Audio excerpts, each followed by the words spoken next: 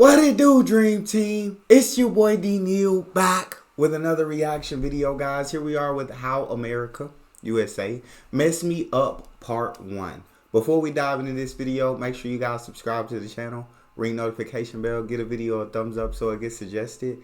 And we're going to break this video down into two different parts. But let's see how America messed up those Americans living abroad. If you're an American currently living abroad, what is one time that made you realize that America really messed you up? I'll go first. I live in Warsaw, Poland now, but I always stay in touch with what's happening in the US, and I happened to hear about that Las Vegas shooting when someone opened fire on a bunch of concert goers.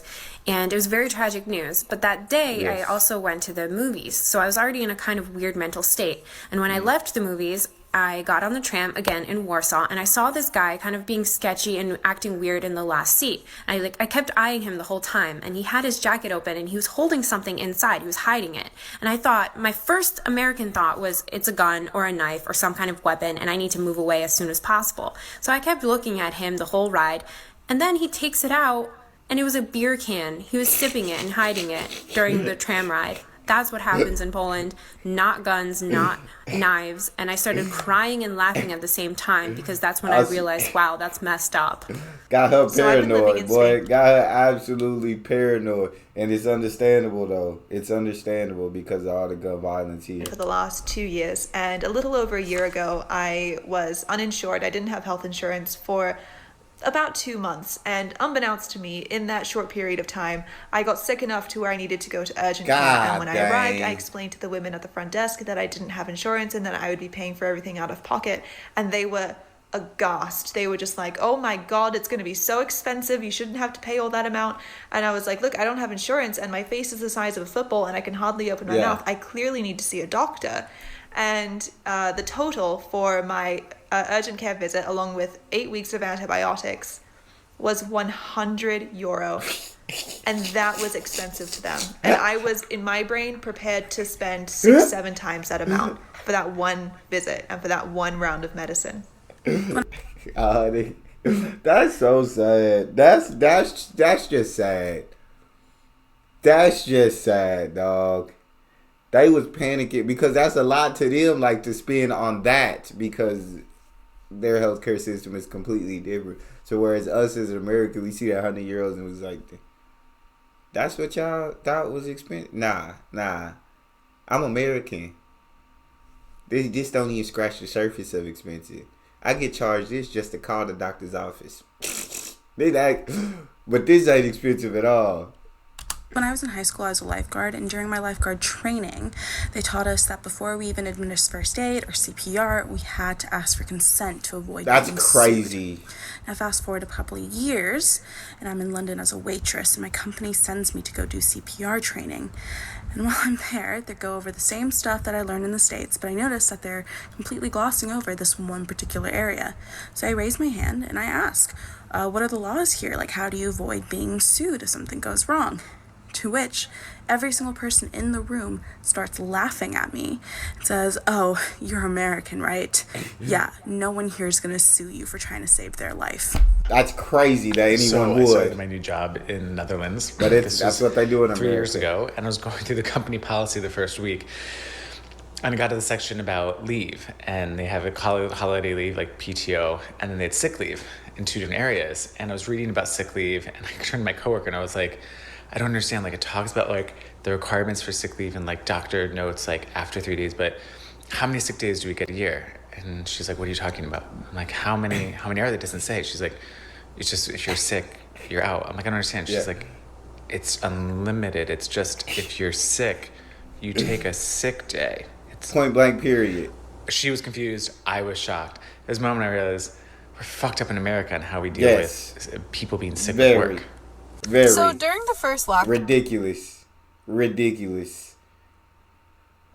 just make us look so bad. She's like, if you sick, you don't come to work. It ain't a certain amount of sick days. Like, you can't control how many times you're sick in a certain period of time. You just don't come. We have an elderly neighbor, and we would go and check in on her every once in a while and like get her groceries if she needed. And progressively, she started not be able to breathe very well. And we knew it wasn't COVID because she had it before. But, like, at one point, it was like she couldn't even get to the door without, like, literally not being able to breathe and having to sit down. So my partner decided that we needed to call an ambulance for her and get her to the hospital pronto. And when he told me that he was going to call an ambulance, the first thing that I said was, "Are you sure? Can she afford an ambulance? Like, we could just drive her." And it wasn't until my partner looked at me like, and that it clicked that, oh, that's not a worry here. And then I went upstairs and cried because it really smacked me in the face that as Americans, we are conditioned to not worry about someone's health first, but to worry about whether or not they can financially afford to see a doctor. It's sad. Literally it's sad. When I lived in America, I thought I had it all, or that we were better off than, like, most countries. You know, we're the greatest country on earth, the American dream. But then I moved to Ireland, and upon arriving here, they explained certain things to me. Here in Ireland, you receive this thing called child benefit, which most developed nations have except for the US. And you receive a monthly check for each child, doesn't matter what your income is. Children here get free health care until they're 6. Also, if you're pregnant, your health care is free. Also, I'm about to start my master's degree here, and it pisses me off thinking about the fact that I went into college debt for a degree in America, and what I pay here for a master's degree in Ireland doesn't even compare. It just pisses me off that I was struggling and slaving for a dream that never existed, and I thought it was normal. We lied to out here. We are consistently lied to out here. And we are told other countries just don't have it as good, where other countries have it even better in a lot of cases. But I guess that's why they lie, so we won't leave. I don't know. I assume. In the U.S., I regularly get pneumonia. Sometimes I get, like, pneumonia and bronchitis, but pretty much all, like clockwork, I get it. I had just moved to Scotland for my master's, and I was coming down with a respiratory infection like I do every year. It was just the early onsets of pneumonia, but, like, normally I wait to the point of where I'm, like, literally unable to breathe before I go to the doctor because it's expensive in the U.S. Well, here, I was like, you know what, I'm here. I paid for the NHS. Let me go get it. Saw a doctor, gave me a prescription. I went to the pharmacy to pick up my medication, something that I literally would not be able to afford with my minimum wage job and being a full-time student. They gave it to me for free because it was necessary, and I almost cried in the pharmacy. That's crazy. Like, tears were welling in my eyes. Bro. So, I don't live abroad anymore, but for half of 2018, I lived in Germany, and I have so many stories. The town that I lived in had, like, a main plaza area, and there was a cafe in that plaza, so a couple of my other American friends and I decided to try it out one day, and there was a construction site nearby. Oh, I've heard this. We heard a really loud bang, and, we kind of assumed that someone had fired a gun, and so we, like, ducked for cover, and then we were looking around frantically, trying to find, like, a place that we could run to or hide to get out of the situation, and then we realized that no one had shot a gun. No, it was a loud bang from the construction site. That's it. That's all it was. We'd been speaking in English, and we all have really obvious American accents, so all the Germans around us gave us these really sad looks, like, I know they did. These poor, poor Americans. It's sad. Just for a little... It's a sad reality.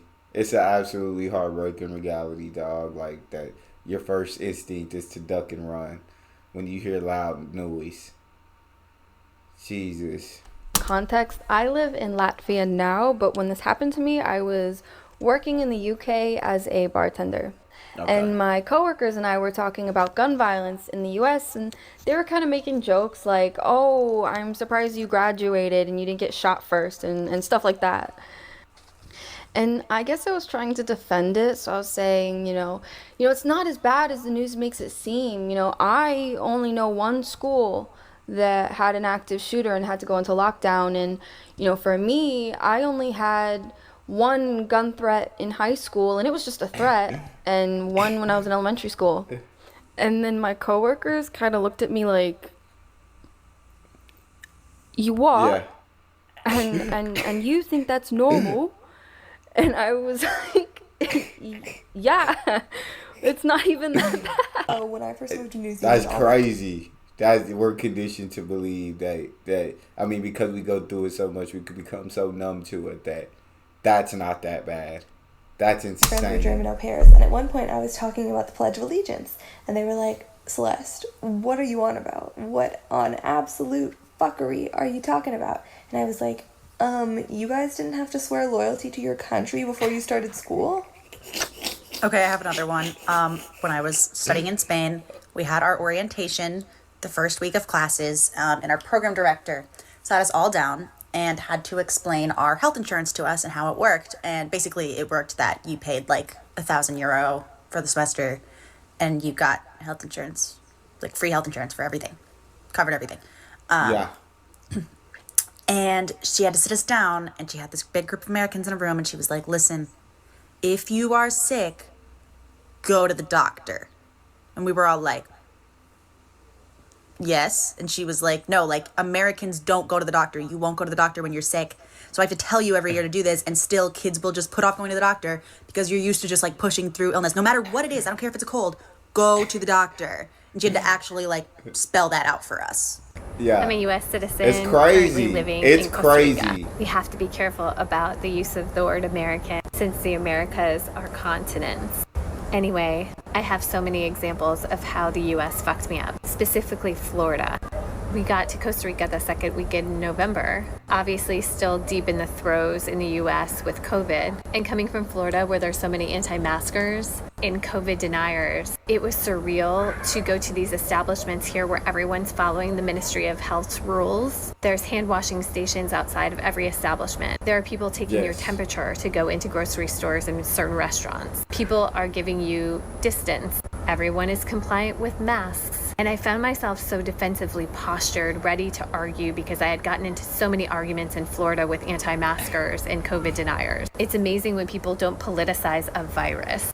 Bro, we just do so many things backwards here in the U.S. and it's just, it's ridiculous. It's chaotic. It's ridiculous. I don't know what else to say. I can't defend the country. I can't, and I'm not even going to try to. So the fact that we hear all these stories about these being in different countries and how they have it so well and how America effed them up, and it's insane how America's supposed to be the greatest country on earth. That's what we're taught. That's what we're brought up believing, almost cult like, you feel me? And then you grow up, you travel, you see different countries, and you come to the realization that you were lied to your entire life. That's all we have. Make sure you guys subscribe, ring notification bell, get a video a thumbs up. If you enjoyed that reaction video, make sure you check out this one as well. It's your boy Neal, out.